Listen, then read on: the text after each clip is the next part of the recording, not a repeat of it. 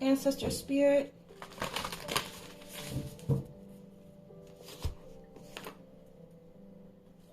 This is for Cancer, Sun, Moon, Venus, and Rising in a North Node.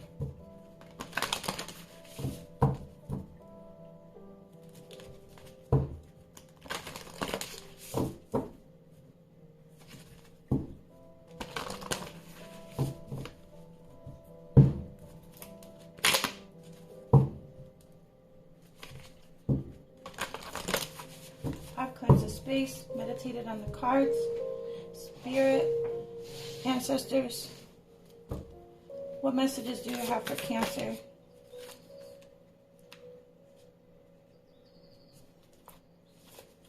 Re-energize your life.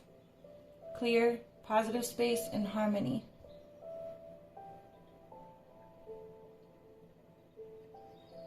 Cleanse your space. Take spiritual inventory. Make sure that you're not harboring or holding on to any items that may be considered sentimental, that house energy that you don't want to keep in your life, whether it's from past relationships, family, just clutter, junk. Make sure that everything you have is purposefully intentional. And take a few moments to sit with yourself. If you haven't already, try meditation a few minutes a day. Sit with yourself in silence. Find you some really good Zen music.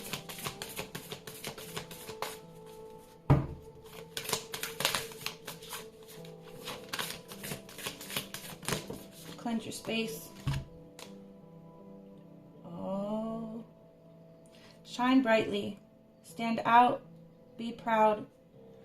Individuality. Embrace the fact that you're not for everyone. Cancers can often be perceived, whether it's your masculine, it's your feminine energy, or you are a feminine. Water signs are known to be deep and emotionally intuitive, but you don't have to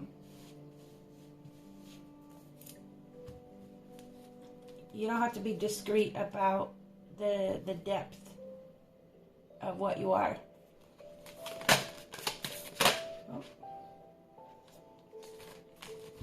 And then here we have coming out, last but not least, we have your spirit guides, insight, guidance, and purpose.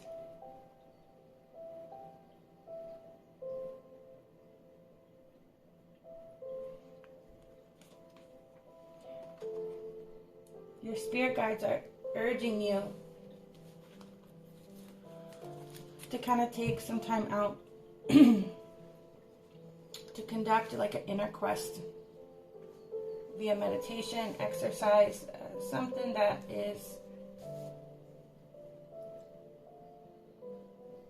that suits your personality or style of practice and requires you to kind of go within. Search for a purpose. We all end up in jobs that just pay the bills. Relationships so that because we don't want to be alone. You may even be alone at this time because you're just looking for something more. A higher purpose. So your spirit guides want to offer you insight and guidance. Let's see what the resources have to say.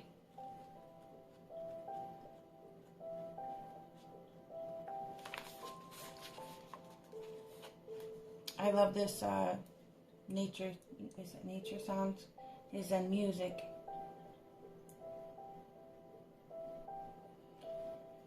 Re-energize your life. Clear, positive space. and harmony. Your feng shui. Feng shui dates back to over 3,000 years to the Irilitu culture of China. Ancient Chinese capital cities follow feng shui to orient and design buildings, graves, temples, and tombstones. During the Zhou era, 1050 77 BCE, feng shui rules were codified and included in craft manuals. Based on astronomy, feng shui aims to create harmony in an environment. I don't know if it's feng shui, I don't know. I would say feng shui. Like your feng shui is like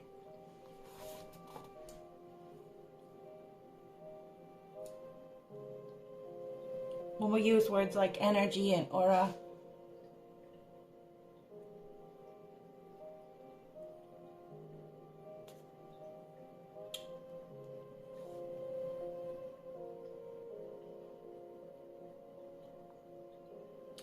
Feng shui aims to create harmony in an environment and enhance the well-being of the occupiers. Auspicious placement and design influence energy flow and spiritual forces so that good energy, qi, is gathered and negative energy is reduced. In feng shui, every living and non-living thing has its own energy. People believed that they were coming into contact with different energies everywhere they went. So they sought to create a safe, positive space for themselves. Safe, positive spaces for themselves. Many people around the world continue to follow this ancient art to invite balance and positive energy into their home or workplace. That's why I burn sage. For qi, positive energy. I burn the sage to remove negative spirits and energy, and I use the Paleo Santo here to usher back in the positive qi. So in many different cultures around the world, we all have our own cultural traditions and ways of doing things. This is just kind of seems to be the hallmark standard for a lot of people who do spiritual practices. So decide what you need to do to kind of calibrate your qi. Maybe find a nice piece of art that speaks to you,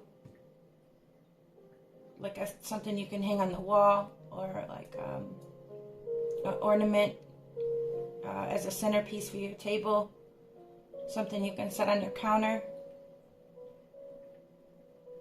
I really found that the oil diffusers kind of like raise the energetic vibe and can help influence a more positive mood. So do some research on how to find your qi, because you need it. It's a beautiful thing. If it's not already a regular practice of your life, your ancestors are telling you that this is what you need. Many people around the world continue to follow this ancient art to invite balance and positive energy into their home or workplace. When you feel emotionally overwhelmed, physically drained, or bombarded by negativity, that can be easy to do. Take notice and make a change. Reordering your schedule, reorienting your priorities, or organizing your space will improve the flow of your life. If there are objects in your environment that trigger memories or feelings that lower your mood or confidence, this is that spiritual inventory, baby. Remove them from view. You don't need to hold on to negativity from the past. Create an environment that is kind, supportive, motivating, and positive, and enjoy newfound energy and enjoyment. Sometimes you can raise your qi or change the feeling of complacency in your environment just by rearranging your furniture. Maybe it's not something you need to get rid of. But this is that spiritual inventory. So like if you're hanging on to like an old sweater from an ex, things like that, you know, you don't want to harbor objects that will hold bad or negative energy. Spiritual inventory. That's what I reference to it as. So follow the principles of feng shui to balance the energy in each room of your home or office. This will help promote good health and abundance for you and everyone around you. Do not feel guilty for wanting to remove objects and negative people or situations from your life.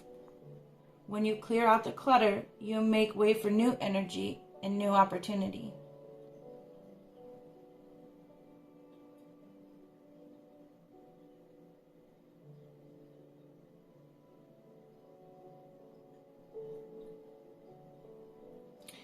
If you find that even there is someone around you that continually comes to you for negative affirmations and emotionally unloads on you and wants to be an ear for venting, I'm not discouraging your emotional capacity or need to want to be there for people. You know, we all need people in an emotional capacity. You know, we need people to support us, yes, even during the hard times.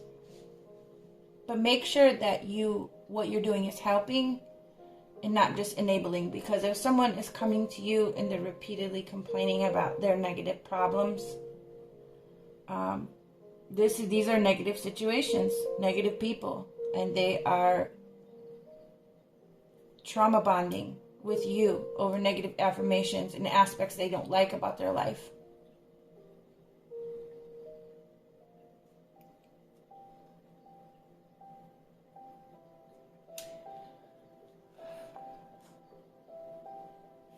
Don't prioritize negativity. Like they said, thoughts become things. So the more emotional, derogatory energy that you bring into your space, the more it's going to bring you down. You want to feel light as a feather, not stiff as like a concrete block that has sunk to the bottom of the ocean. All right, so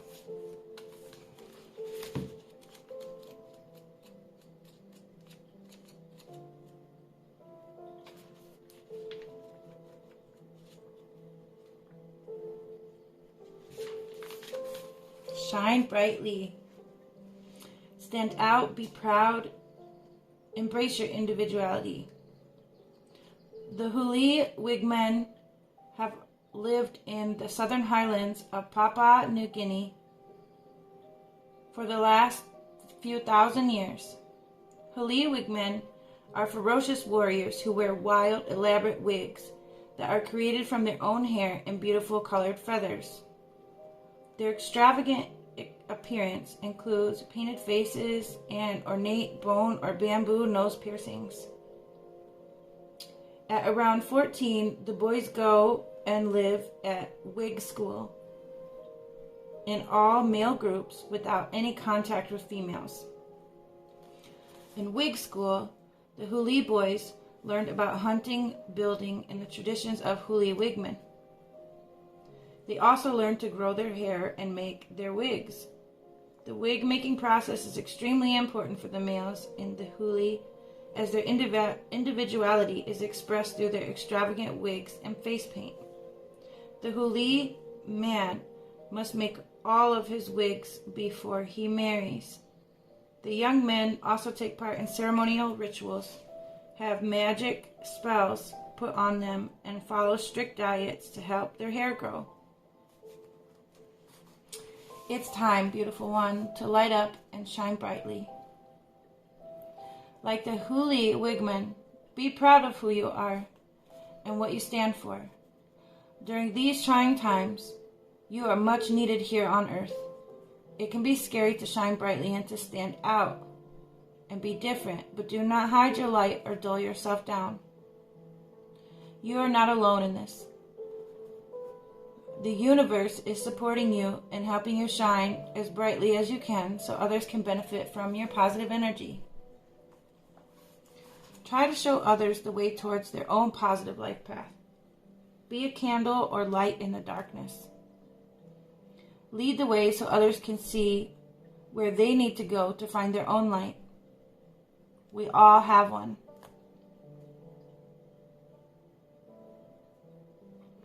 It won't always be an easy path, but you must be strong and remain positive right now.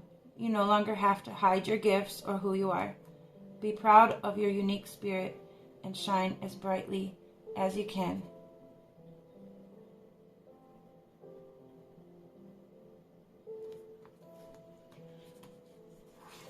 So even if you consider yourself more on the introverted side, figure out a way to step out, get out of your house. Find an event in the area that interests you. Find somewhere you can go and interact with people. Do the yes man deal.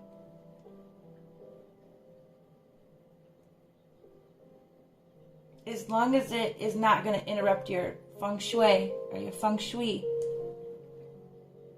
Step outside your comfort zone. Find something you feel like you could take up interest in that you don't normally do.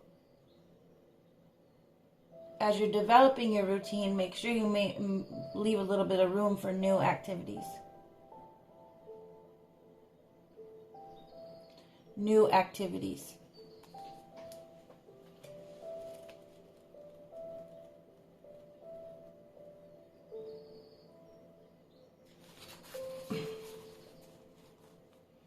And last but not least, we have spirit guides. Insight, guidance, purpose.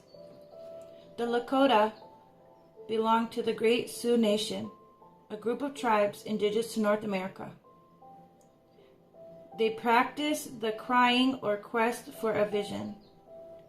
It is central to Lakota people's spirituality. Before embarking on Hanbleka, the quester, I murdered that. Okay. The quester visits a holy man for guidance. I'm working on my pronunciation, bear with me. Some of these terms I've never seen before. The quester enters the sweat lodge and shares a sacred pipe with the holy man to cleanse their spirit. After prayers are sent to Wakan Tanka, the Great Spirit, the quester takes their sacred pipe and tobacco to an isolated place where they will be alone without food or drink for 1 to 4 nights. The quester pays attention to messages, signs, dreams, or visions from their spirit guide. Spirit guides. That's plural, so it means that you can have more than one. At the end of the quester's time alone, a symbolic object such as a feather or stone is collected and kept in their medicine bundle. The quester returns to the sweat lodge, where the holy man helps them decipher the messages and signs, so they better understand their meaning. Your spirit guides are calling you. They want to give you clear messages to help you on your true path. You may not be able to go on a traditional vision quest, but you can embark on a spiritual journey. Learn more about who your spirit guides are and explore ways of communicating with them. Make attempts to hear, feel, see, and sense your spirit guides. And however you decide to do this, I'm going to interject again, yes. However you decide to do this, make sure that you are present in the moment. In order to feel, we kind of have to slow down to be present, we have to remove all distractions. So make sure that when you decide to sit down and try to connect and feel and sense the energy and different things that are going on around you and make contact with these guides, that, yeah, you're not distracted. And if it's something you need to work on, practice giving it your undivided attention. Okay? If you're unsure how to communicate with your spirit guides, meditate and ask for a sign about who your guides are. Or ask for help from a spiritual friend or mentor. It is the right time to connect with your spirit guides. You are ready now. Do not be afraid because your spirit guides are already guiding and protecting you. Pay attention to any object you feel drawn to, such as a crystal, rock, or feather, which you can keep as a spiritual talisman. If you find a special item, keep it safe and use it in your spiritual practice. In an earlier reading, I brought up what I'm now calling my gratitude rock that was gifted to me. Let me show you examples. I have some selenite here.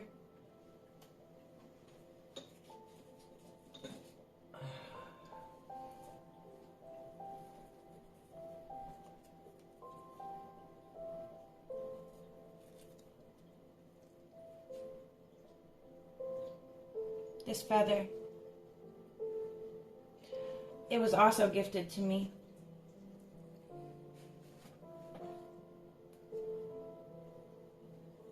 A lot of the talismans that I have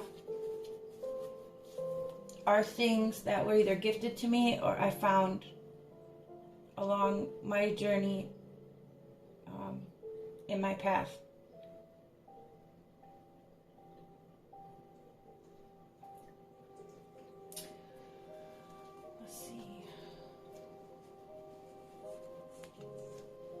I want to show you something really cool too before we bring this to a close.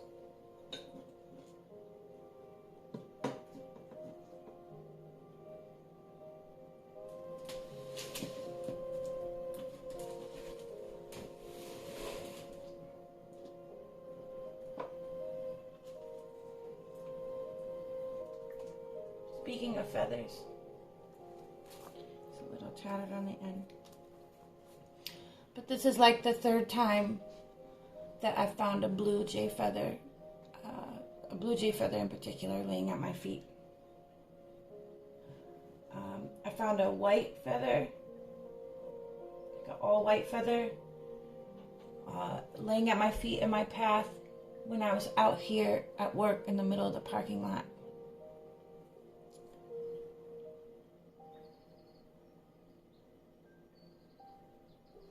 When you find a talisman, a spiritual talisman, usually they will naturally come to you.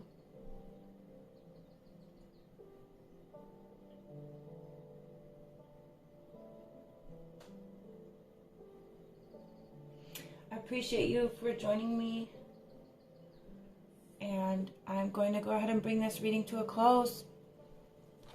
I hope you join me next time. Peace.